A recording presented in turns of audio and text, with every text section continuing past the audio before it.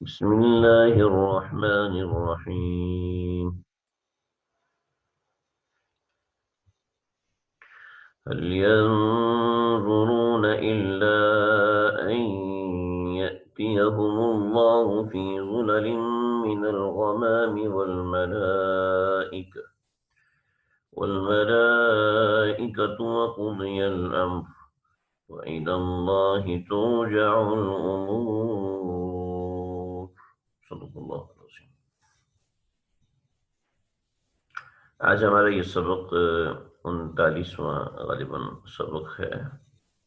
سورہ بقرہ چل رہی ہے اور یہ آیت نمبر 210 ہے. مضمون نمبر 11 ہمارا ہو گیا تھا کل، ضروری اصلاح کے بارے میں. حضرت عبداللہ بن سلام کا پورا واقعہ میں نے ذکر کیا تھا. یہاں پر ایک جملہ معترضہ کے طور پہ بات لائی جا رہی ہے جس کی بڑی حکمتیں ہیں. بڑا میں نے اس کو کل واضح کیا تھا اس آیت مبارکہ کو. آج اس کے ترجمے کو سمجھ لیں. هل ينظرون إلا أن يأتيهم الله في ظلل من الغمام والملائكة وقضي الأمر وإلى الله ترجع الأمور، جس کا معنی یہ ہے کہ کیا یہ لوگ اس بات کا انتظار کر رہے ہیں کہ اللہ رب العزت بادلوں میں سے آ جائیں اور فرشتے بھی آ جائیں اور تمام کے تمام معاملات ہو جائیں، یعنی سارا کے سارے معاملات ابھی چکا دیے جائیں. وَإِلَى اللَّهِ تُرْجَعُ الْأُمُورُ، حالانکہ سارے کے سارے معاملات اللہ ہی کی طرف لوٹ کر جانے ہیں. تو یہ چاہ رہے ہیں کہ بس یہ سارے کے سارے معاملات ابھی ہو جائیں.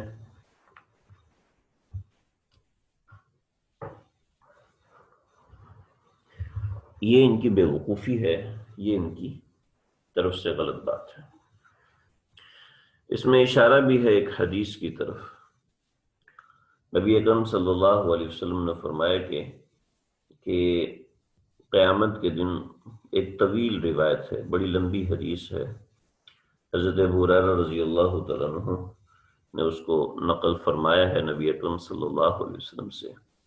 مسند احمد کے اندر بھی وہ روایت موجود ہے اور کئی حدیث کی کتابوں میں یہ روایت آئی ہے کہ قیامت کے دن ایک دھماکہ ہوگا بڑا، اور اس کی بڑی تفصیل ہے حدیث کے اندر. ساری حدیث کی طرف کے اندر ہم نہیں جاتے. تو ایسا ہوگا کہ آسمان جب ٹوٹے گا تو پہلے آسمان کے سارے فرشتے نازل ہوں گے اور سارے لوگ ان کو دیکھیں گے. پھر اس کے بعد دوسرا آسمان پھٹے گا، اس کے بھی فرشتے زمین پر اتریں گے. پھر تیسرا آسمان، پھر چوتھا، پھر پانچواں، پھر چھٹا، پھر ساتواں آسمان. ساتوں آسمان پھٹیں گے اور ان کے فرشتے سارے کے سارے. وَإِذَا انشَقَّتِ السَّمَاءُ فَكَانَتْ وَرْدَةً كَالدِّهَانِ، کہ آسمان پھٹ کے ریزہ ریزہ ہوگا. پھر اس کے بعد سامنے اللہ کا عرش نظر آنا شروع ہو جائے گا،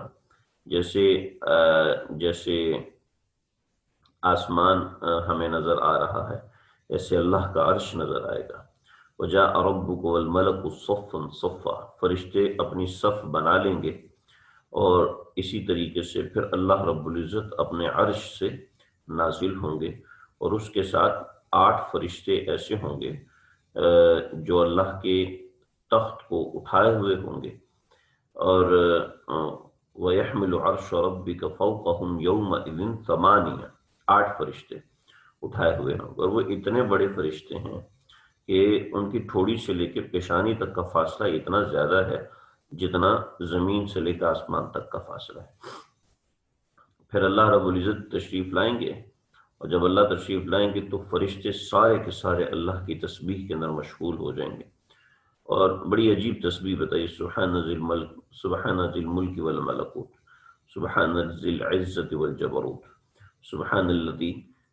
سبحان الحی الذی لا يموت، سبحان الذی یمیت الخلائق ولا يموت، سبوح قدوس رب الملائکۃ والروح، سبوح قدوس سبحان ربی العالی، سبحان ذی السلطان والعظمت، سبحانہ ابدا ابدا.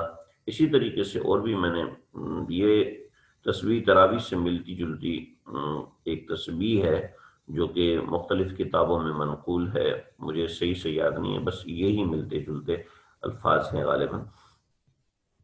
تو یہ تسبیح پڑھیں گے تو تو اللہ رب العزت جب اوپر سے تشریف لائیں گے نیچے تو سب لوگ اپنی پتھرائی ہوئی آنکھوں سے اللہ رب العزت کی طرف یعنی اللہ کے صاحبان کی طرف دیکھ رہے ہوں گے جب پھٹے ہوئے بادلوں میں سے اللہ رب العزت کی ذات آ رہی ہوگی. تو یہاں دیکھیے اسی بات کا ذکر ہے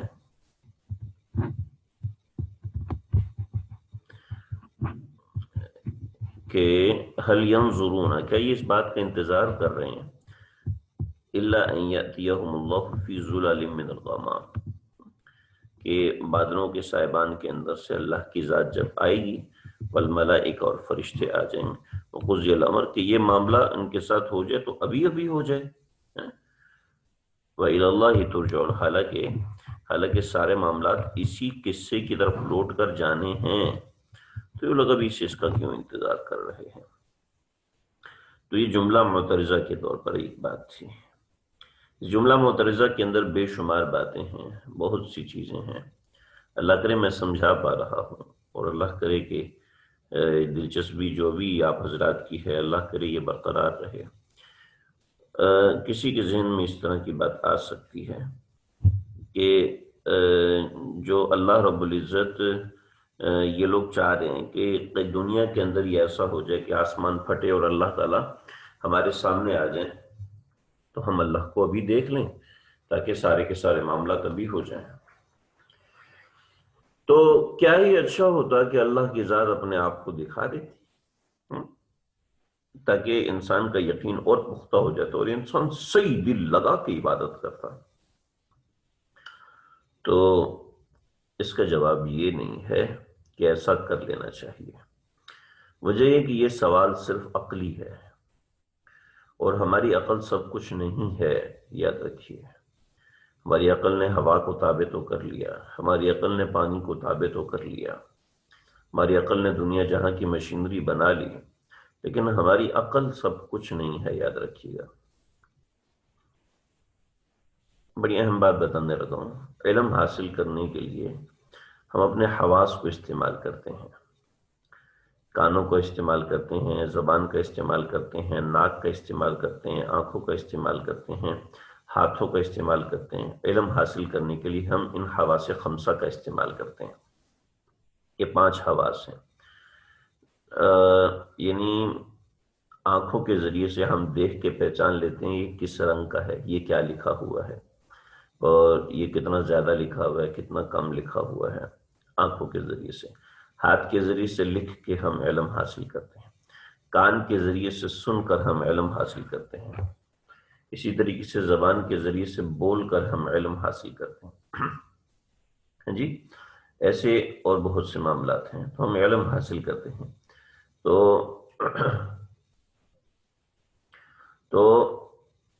لیکن یہ بھی آپ کو معلوم ہے کہ آنکھ کے ذریعے سے جو ہم علم حاصل کرتے ہیں وہ علم حاصل کرنے کا دائرہ انتہائی محدود ہے. انتہائی محدود ہے کہ آنکھ کے ذریعے سے اب سب کچھ ہر چیز کا علم حاصل نہیں کر سکتے کیونکہ بہت سی چیزیں ایسی ہیں کہ آپ کو سن کر اس کا علم حاصل کرنا پڑتا ہے. تو آنکھ کا دائرہ کار محدود ہو گیا. آنکھ کا دائرہ کار محدود ہو گیا اور آنکھ کان کا کام نہیں کر سکتی، آنکھ کا کام کرتی ہے. ٹھیک ہے. تو جیسے ہم دیکھ کے پہچان لیتے ہیں کہ مسجد خوبصورت ہے، لیکن یہ دیکھ کر ہمیں نہیں پتہ چل سکتا کہ اتنی خوبصورت مسجد ہے لیکن یہ بنائی کس نے. ہم اس کا علم آنکھ سے حاصل نہیں کر سکتے، کان سے حاصل نہیں کر سکتے، دیوار کو ہاتھ لگا کے علم حاصل نہیں کر سکتے. اس کا تعلق عقل سے ہے. تو ذہن میں رکھیں حواس خمسہ کا دائرہ کار، حواس خمسہ کا دائرہ کار یہ انتہائی محدود ہے. ٹھیک ہے. ان کا دائرہ کار ایک ہے، لیکن اس سے اوپر دائرہ کار ہے عقل کا کہ یہ گھر میرا ہے اور اس گھر میں میں رہتا ہوں، چنانچہ یہ گھر میرا ہے، لیکن یہ گھر کسی دوسرے کو چھیننا مجھ سے جائز ہے یا نہیں ہے، یہ عقل کا دائرہ کار ہے جو کہ حواس خمسہ کے دائرہ کار سے کافی بڑا ہے، لیکن عقل کا دائرہ کار پھر بھی محدود ہے، ایک حد تک ہے، اس حد سے آگے نہیں جا سکتا کہ بطور مثال یہ گھر مجھ سے کوئی چھینے یہ جائز ہے یا ناجائز ہے، عقل کبھی بھی اس کا فیصلہ نہیں کر سکتی۔ کوئی شخص عقل سے ثابت نہیں کر سکتا کہ ڈاکہ مارنا گناہ ہے، کوئی شخص عقل سے ثابت نہیں کر سکتا کہ حرام کھانا گناہ ہے۔ عقل جائز اور ناجائز کا فیصلہ عقل سے ہو نہیں سکتا۔ یہ ایک مثال ہے، یعنی اس سے بھی ایک بڑا دائرہ کار ہے جو اللہ کا علم ہے، سمجھ رہے ہیں؟ لہذا یہ ہماری عقل سے بالاتر ہے کہ اللہ تعالیٰ اپنی زیارت کیوں نہیں کراتے۔ یہ اشکال ہمیشہ کفار کو ہوتا ہے، مسلمان کو نہیں ہوتا، جو سچا مسلمان ہے، جو محنتی مسلمان ہے اس کو نہیں ہوتا۔ ظاہری وجہ تو یہ ہے، باطنی وجوہات بہت ساری ہیں، کبھی موقع ہوا تو میں کسی اصلاحی بیان میں اللہ نے دل میں ڈالا تو بتا دوں گا۔ تو اللہ تعالیٰ، انسانی عقل محدود ہے، لہٰذا یہ سوال ہی غلط ہے کہ اللہ تعالیٰ دنیا میں اپنی زیارت کیوں نہیں کراتے۔ ٹھیک ہے، نمبر 1۔ نمبر 2، اللہ دنیا میں دیدار الہی نہیں کراتے، اس کی بہت سی حکمتیں ہیں، بہت سی وجوہات ہیں کہ انسان کی آنکھ اس کے دیدار کو متحمل نہیں ہے۔ ایک آدمی اچھا پڑھ رہا ہے، آپ اس کو ابھی سے انعام دے دیں تو امتحان میں کیا کرے گا؟ امتحان میں کون سی محنت کرے گا؟ نہیں کرے گا۔ ٹھیک ہے، امتحان ہو رہا ہے، آپ سامنے کتاب لا کے رکھ دیں، جی ابھی آپ اس کو دیکھ لو، نہیں۔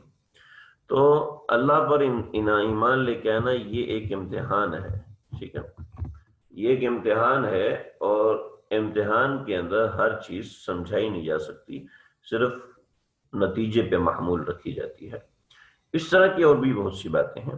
تو اللہ تعالیٰ دنیا میں اپنی زیارت نہیں کرواتے، اس کی وجہ یہ ہے کہ انسان کی عقل اس کا ادراک نہیں کر سکتی کہ اللہ کی ذات ہے کیا، اور اللہ دنیا میں اپنا دیدار نہیں کرواتے اس لیے کہ اللہ تعالیٰ دنیا میں انسان سے امتحان لینا چاہتے ہیں۔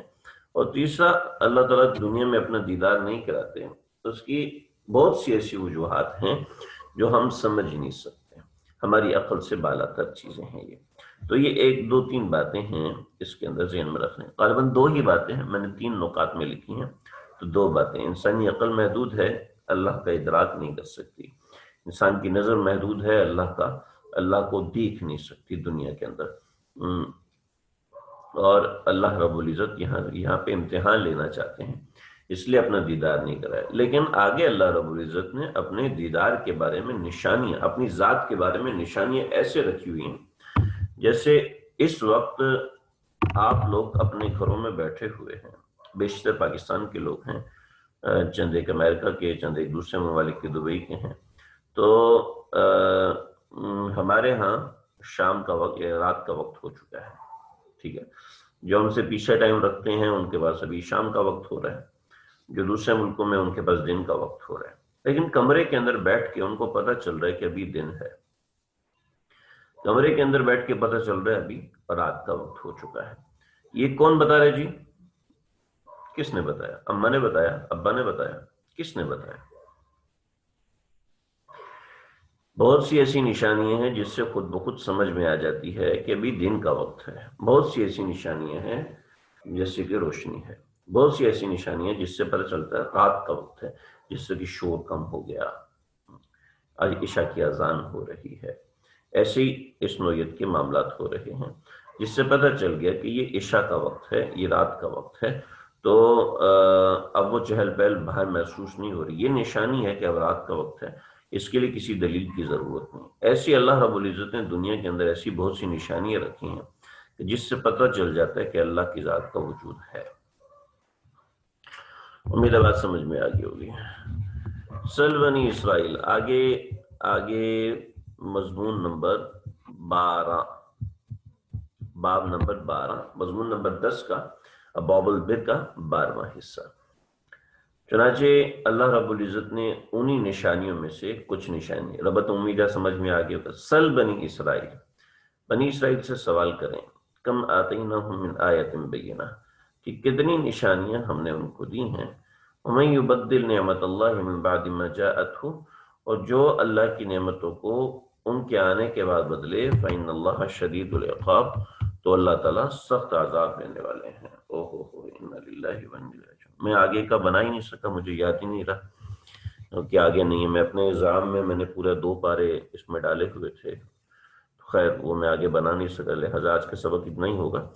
سل بنی اسرائیل، آپ سوال کیجئے بنی اسرائیل سے۔ اگر آپ کو میری بات سمجھ میں نہیں آتی تو آپ سوال کیجئے بنی اسرائیل سے کہ کم آتیناہم من آیت بینہ۔ آپ بنی اسرائیل سے سل بنی اسرائیل، سوال کیجئے بنی اسرائیل سے کم آتیناہم من آیت بینہ، کہ کتنی نشانیاں ہم نے ان کو ایسی دی ہیں جو کہ واضح ہیں۔ کم آتیناہم دی ہیں ہم نے ان کو من آیت بینہ، واضح آیات۔ ومن یبدل نعمت اللہ، اور جو اللہ کی نعمت کو بدلے گا من بعد ما جاءتہ، اس کے آ جانے کے بعد، فإن اللہ شدید العقاب، تو اس کو یاد رکھنا چاہیے کہ اللہ کا عذاب بڑا سخت ہے۔ اللہم صلی اللہ علیہ وسلم۔ دیکھیں ومن یبدل نعمت اللہ، یہ نعمت اللہ سے کیا چیز ہے؟ جو اللہ کی نعمت کو بدلے، بھی اللہ کی نعمت، یعنی دن اللہ کی نعمت ہے، اس کو کیسے بدلا جا سکتا ہے؟ رات اللہ کی نعمت ہے، اس کو کیسے بدلا جا سکتا ہے؟ ارے بھائی یہاں پہ سیاق کے کلام کو دیکھا جاتا ہے، کلام کے سیاق کو دیکھا جاتا ہے۔